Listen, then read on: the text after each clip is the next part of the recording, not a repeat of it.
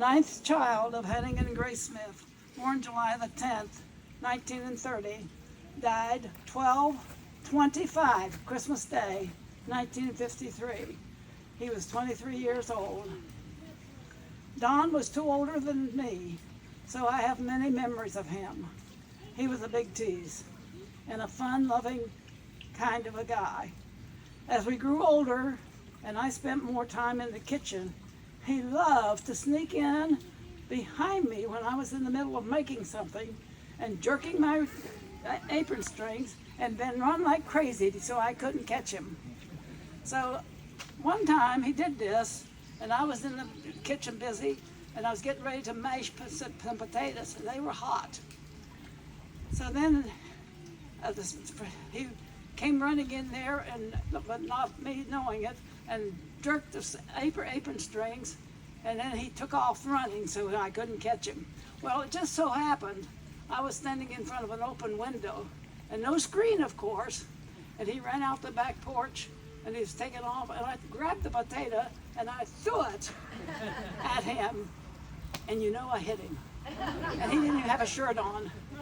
And then I felt so bad because it really did hurt him, but that's what he got for teasing all the time. Really feels bad. A woman's got to have victory once in a while. I wish I could remember all the good times we had as kids, sledding in the wintertime and spending many hours playing games in the house and being outside in the summertime. I don't recall any particular individual events, but I do remember how happy our childhood was. We always had something to do with all these kids around. And one thing I do remember very well is my mom crying as she watched her son, number 6, leave to go into the military to serve his country. Mom didn't cry a lot, but she cried every time one of her boys left. And I've talked to Virgil about this a little bit. I didn't include that. But he said after he was killed, my mom always sang, all the time. He said she never sang after Don was killed. She just shut up. We all remember very well when we got the telegram from the U.S. government that Don had been killed in Korea. Such a shock, especially since the war had officially been declared over.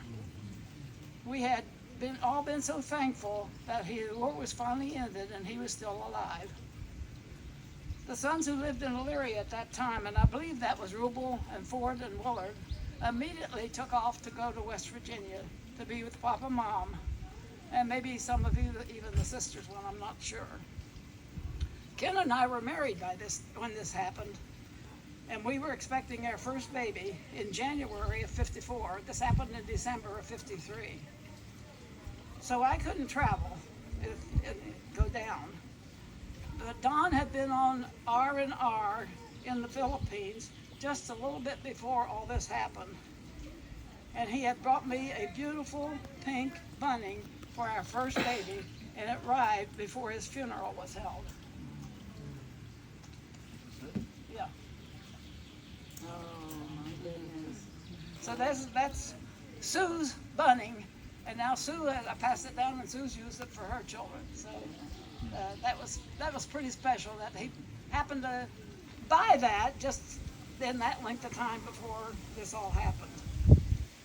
But it did get there before the funeral arrived. It was a sad time for all of us. More telegrams from the government, newspaper articles in the Glenville Democrat, as well as the ugly job of identifying the body and planning the funeral. The funeral was early in February, so Sue had been born on January the 23rd, and I was able to travel to the funeral. 7 out of the 8 Smith sons served in the military, and this is the only one that came home in a coffin. However, Rubel, which some of you refer to as Levi, came home with a whole lot of health problems. Maybe next year we will get more information on that.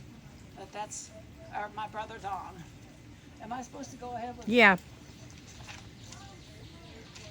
Sue asked me to do something about my husband Ken.